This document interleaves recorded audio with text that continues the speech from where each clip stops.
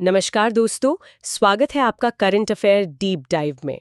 आज की वीडियो में हम आज की महत्वपूर्ण करंट अफेयर्स जानेंगे जो यूपीएससी, एसएससी, आरआरबी और स्टेट पीसीएस परीक्षाओं के लिए बेहद महत्वपूर्ण है।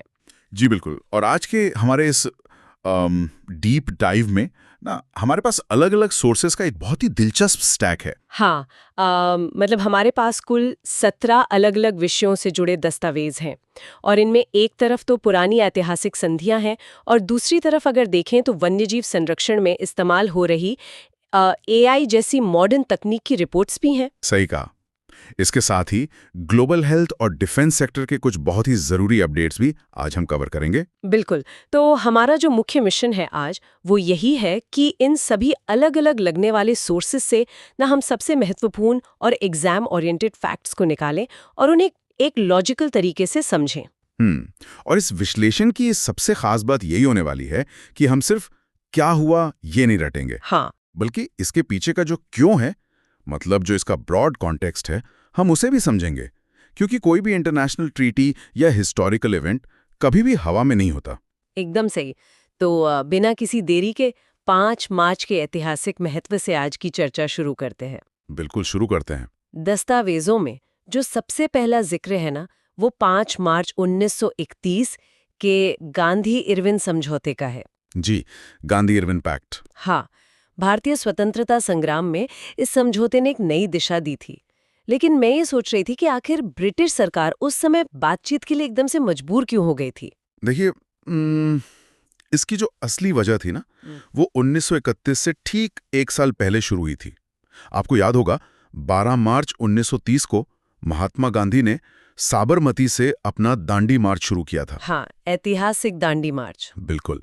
अंग्रेजों का जो नमक कानून था, वो सिर्फ एक टैक्स नहीं था, वो आम जनता की रोजमर्रे की जिंदगी पर एक बहुत बड़ा प्रहार था। सही बात है। तो जब गांधी जी ने समुद्र तट पर नमक बनाकर उस कानून को तोड़ा ना, तो उसने पूरे भारत में सविनय अवज्ञा आंदोलन यानी सिविल डिसोबीडियंस मूवमेंट की आग भड़का दी। और ब्रिटिश प्रशासन को शायद इस बात का अंदाजा ही नहीं था। एकदम नहीं था। उन्हें लगा ही नहीं था कि एक मुट्ठी नमक से इतनी बड़ी बात हो जाएगी। लेकिन जब लाखों लोग सड़कों पर आ गए तो प्रशासन पूरी तरह से पंगु होने लगा। और इसी भारी दबाव के चलते जो उस समय के वायसराय थे, लॉर्ड इरविन, उन्हें झुकना पड़ा। और फिर इसी के तहत समझौते में कुछ शर्तें मानी गई। हाँ, समझौते के तहत सविनय अवज्ञा आंदोलन को रोकना पड़ा, लेकिन बदले में ब्रिटिश सरकार को सारे गैर हिंसक राजनीतिक कैदियों को रिहा करना पड़ा और भारतीयों को नमक बनाने का अधिकार वापस मिल गया। और स्टैटिक जीके के नजरिए से ये भी याद रखना जरूरी है कि इसी समझौते के बाद 1931 में लंदन में द्वितीय गोलमेज सम्मेलन यानी सेकेंड राउंड टेबल कॉन्फ्रेंस का रास्ता साफ हुआ था। बिल्कुल, बहुत ही अहम पॉइंट है ये। अच्छा, 5 मार्च की एक और बहुत बड़ी घटना का जिक्र इन सोर्सेज में है। ये भारत की नहीं बल्कि सोवियत संघ की घटना है। जोसेफ स्टालिन का निधन। जी हाँ, 5 मार्च 1953 को सोवियत नेता जोसेफ स्टालिन का निधन हुआ था। और ये सिर्फ एक व्यक्ति की मृत्यु नहीं थी, बल्कि 20वीं सदी के एक बड़े अध्याय का अंत था। देखिए, स्टालिन का जो कालखंड है ना, वो बहुत ही कॉम्प्लेक्स रहा है। अगर हम विश्लेषण करें तो दो बिल्कुल अलग तस्वीरें दिखते हैं। वो कैसे? एक तरफ तो वो ऐसे नेता थे जिन्होंने एक पिछड़े हुए कृषि प्रधान देश को कुछ ही दशकों में एक विशाल औद्योगिक और सैन्य महाशक्ति बना दिया, यानी यूएसएसआर को इंडस्ट्रियलाइज्ड किया। हाँ, और द्वितीय विश्व युद्ध में जो नाजी जर्मनी की हार हुई थी, उसमें लाल सेना का बहुत बड़ा योगदान था। लेकिन दूसरी तरफ इस महाशक्ति बनने की बहुत भारी कीमत वहां की जनता ने चुकाई। उनकी नीतियां बहुत कठोर थीं। बहुत ज्यादा। और उनके निधन के समय तक दुनिया का जियोपॉलिटिकल नक्शा पूरी तरह बदल चुका था। अमेरिका और सोवियत संघ के बीच अविश्वास इतना बढ़ गया था कि वहीं से शीत युद्ध या कहें कि कोल्ड वॉर की शुरुआत हो गई थी, जो कि 1947 से 1991 तक चला। बिल्कुल। और इसी अविश्वास के कारण स्टालिन के निधन से कुछ साल पहले 1949 में पश्चिमी देशों ने नाटो की स्थापना कर ली थी, ताकि सोवियत विस्तार को रोका जा सके। जी। और स्टैटिक जीके के लिए बता दूं कि यूएसएसआर की राजधानी मॉस्को थी। सही कहा आपने।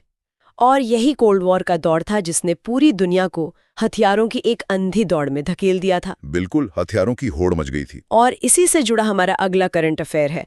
वर्तमान में 5 मार्च को ही संयुक्त राष्ट्र द्वारा अंतर्राष्ट्रीय निरस्त्रीकरण एवं अप्रसार जागरूकता दिवस मनाया जाता है, यानी international day for डिसआर्मामेंट and non proliferation awareness. हाँ, और इसका सीधा संबंध उसी हथियारों की होड़ को रोकने से है। देखिए, ये दिवस एक तरह का रिमाइंडर है कि आज दुनिया हथियारों के ढेर पर बैठी है। 1945 में जब न्यूयॉर्क में संयुक्त राष्ट्र की स्थापना हुई थी, तो उसका मुख्य मकसद यही था कि दुनिया को तीसरे विश्व युद्ध से बचाया जाए। और आज के समय में परमाणु, रासायनिक और जैविक हथियार ही इंसानियत के लिए सबसे बड़ा खतरा है। इस तनाव को कम करने में अंतर्राष्ट्रीय परमाणु ऊर्जा एजेंसी यानी IAEA बहुत बड़ा रोल प्ले करती है, जो कि परमाणु गतिविधियों की निगरानी करती है। बिल्कुल। और साथ ही CTBT जैसी संधियां भी हैं जो परमाणु परीक्षणों को रोकती हैं। अच्छा, संधियों की बात हो ही रही है तो 5 मार्च 1970 को एक और बहुत बड़ी हिस्टोरिकल ट्रीटी लागू हुई थी।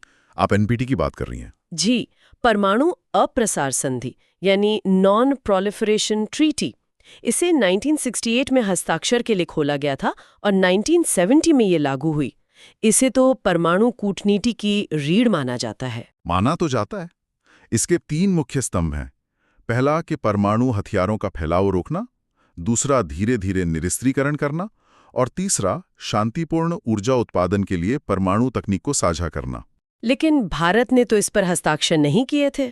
बिल्कुल नहीं किए, और इसका एक बहुत ही सैद्धांतिक कारण है। भारत का मानना है कि यह संधि बहुत ही भेदभावपूर्ण है। मतलब ये दुनिया को 2 हिस्सों में बांटती है। एकदम सही। ये दुनिया को न्यूक्लियर हैव्स और न्यूक्लियर हैव नॉट्स में बांटती है।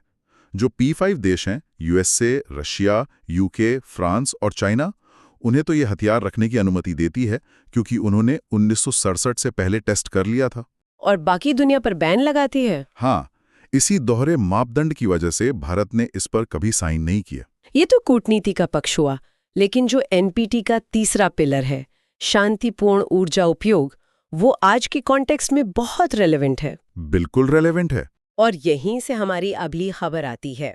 भारत और कनाडा के बीच लगभग $2.6 बिलियन का एक विशाल यूरेनियम समझौता हुआ है। ये ऊर्जा के क्षेत्र में एक बहुत ही बड़ा कदम है।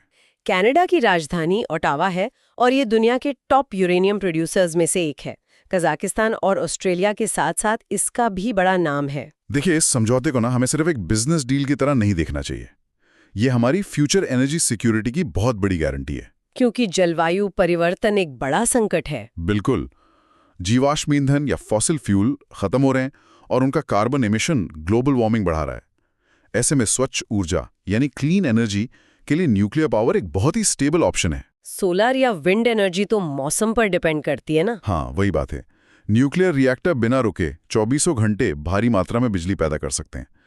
तो ये जो कनाडाई यूरेनियम समझौता है, ये भारत के परमाणु संयंत्रों को लगातार ईंधन देता रहेगा, जिससे हमें कार्बन एमिशन के गोल्स अचीव करने में मदद मिलेगी। बिल्कुल। और ऊर्जा बचाने की इसी जरूरत से जुड़ा एक और 5 मार्च का फैक्ट है। 5 मार्च को विश्व ऊर्जा दक्षता दिवस या वर्ल्ड एनर्जी एफिशिएंसी डे भी मनाया जाता है। ये बहुत जरूरी कॉन्सेप्ट है। ऊर्जा पैदा करने से कहीं ज्यादा जरूरी है ऊर्जा को बचाना। बिल्कुल। 1 यूनिट बिजली बचाना उसे पैदा करने से ज्यादा सस्ता पड़ता है। सही कहा। भारत ने इस दिशा में बहुत अच्छे कदम उठाए हैं। 2001 में हमारा ऊर्जा संरक्षण अधिनियम आया था और 2002 में ब्यूरो ऑफ एनर्जी एफिशिएंसी यानी BEE की स्थापना हुई, जो कि नोडल एजेंसी है। हाँ, और आपने उजाला स्कीम के बारे में तो सुना ही होगा जी, जिसमें देश भर में LED बल्ब बांटे गए थे। बिल्कुल। जो पुराना पीला बल्ब 100 वॉट बिजली खींचता था, वही रोशनी अब 9 वॉट के LED से मिल जाती है। इसे पीक आवर की डिमांड बहुत कम हुई है और 14 दिसंबर को हम राष्ट्रीय ऊर्जा संरक्षण दिवस भी मनाते हैं। ये स्टैटिक जीके का अच्छा पॉइंट है। अच्छा, एनवायरनमेंट बचाने के इसी प्रयास में अब भारी उद्योग भी जोड़ रहे हैं। नई दिल्ली में भारत स्टील समिट 2026 का आयोजन हो रहा है और इसका पूरा फोकस ग्रीन स्टील पर है। हाँ, भारत अभी चीन के बाद दुनिया का दूसरा सबसे बड़ा स्टील उत्पादक देश है। भिलाई, दुर्गापुर, राउरकेला और बोकारो में हमारे बड़े स्टील प्लांट्स हैं। लेकिन ये जो ट्रेडिशनल तरीका है स्टील बनाने का, वो पर्यावरण के लिए बहुत नुकसानदेह है। देखिए, पारंपरिक तरीके में ब्लास्ट फर्नेस में बहुत ज्यादा कोयले का इस्तेमाल होता है। इससे कार्बन उत्सर्जन बहुत अधिक मात्रा में होता है। तो फिर ग्रीन स्टील का कॉन्सेप्ट क्या है? इसमें कोयले की जगह ग्रीन हाइड्रोजन या रिन्यूएबल एनर्जी से चलने वाले इलेक्ट्रिक आर्क फर्नेस का यूज किया जाता है। जब हाइड्रोजन लोहे के अयस्क के साथ रिएक्ट करता है तो बाय प्रोडक्ट में कार्बन डाइऑक्साइड की जगह सिर्फ पानी की भाप निकलती है। ये तो बहुत ही शानदार तकनीक है। बिल्कुल, इस समिट का उद्देश्य ही विदेशी निवेश को आकर्षित करना है ताकि भारतीय इंडस्ट्रीज इस नई तकनीक को अपना सकें। और तकनीक और पर्यावरण की ही बात चल रही है तो स्कॉटलैंड से एक बहुत ही अनोखी खबर आई है। आप वाटर क्रीमेशन की बात कर रहे हैं? जी, एक्वामेशन या जल आधारित अंतिम संस्कार। स्कॉटलैंड जो कि यूनाइटेड किंगडम का हिस्सा है, वहां इसे अपनाया जा रहा है। ये विषय थोड़ा सेंसिटिव जरूर है, लेकिन ये दिखाता है कि एनवायरनमेंट को लेकर लोग कितना सीरियस हो रहे हैं। पारंपरिक दाह संस्कार में बहुत ज्यादा कार्बन एमिशन होता है। तो एक्वामेशन में क्या होता है? इसमें एल्कलाइन हाइड्रोलिसिस का प्रोसेस यूज होता है। शरीर को पानी और क्षारीय रसायनों के मिश्रण में रखकर प्राकृतिक रूप से विघटित किया जाता है। इससे कार्बन एमिशन लगभग 90% तक कम हो जाता है। 90%? ये तो सच में बहुत बड़ा इम्पैक्ट है। बिल्कुल, ये इस बात का संकेत है कि अब समाज हर लेवल पर अपना कार्बन फुटप्रिंट कम करने की कोशिश कर रहा है। ये एक नई रिपोर्ट आई है। ये ह्यूमन वाइल्ड लाइफ कॉन्फ्लिक्ट को रोकने का एक बहुत ही एडवांस्ड और हाईटेक इनिशिएटिव है। हाँ, इसमें आर्टिफिशियल इंटेलिजेंस का इस्तेमाल हो रहा है। देखिए, जैसे जैसे जंगल कम हो रहे हैं, हाथी और तेंदुए जैसे जानवर आबादी वाले इलाकों में आ रहे हैं। प्रोजेक्ट हनुमान के तहत जंगलों की सीमा पर एआई कैमरे और सेंसर्स लगाए गए हैं, ताकि जैसे ही कोई जानवर आबादी की तरफ आए, सिस्टम तुरंत रेस्क्यू टीम को अर्ली वार्निंग भेज दे। बिल्कुल, इससे समय रहते जानवर को वापस जंगल में भेजा जा सकता है। जैसे 1973 में प्रोजेक्ट टाइगर और 1992 में प्रोजेक्ट एलिफेंट शुरू हुए थे। ये उसी दिशा में एक मॉडर्न स्टेप है। वन्य जीवों के संरक्षण का ऐसा ही एक और प्रयास उड़ीसा के देब्रीगढ़ वन्यजीव अभयारण्य में भी हुआ है। वहाँ इंडियन बाइसन फेस्ट बनाया गया है। इंडियन बाइसन यानी जिसे हम गौर कहते हैं। जी, और इसका साइंटिफिक नाम बोस गॉरस है।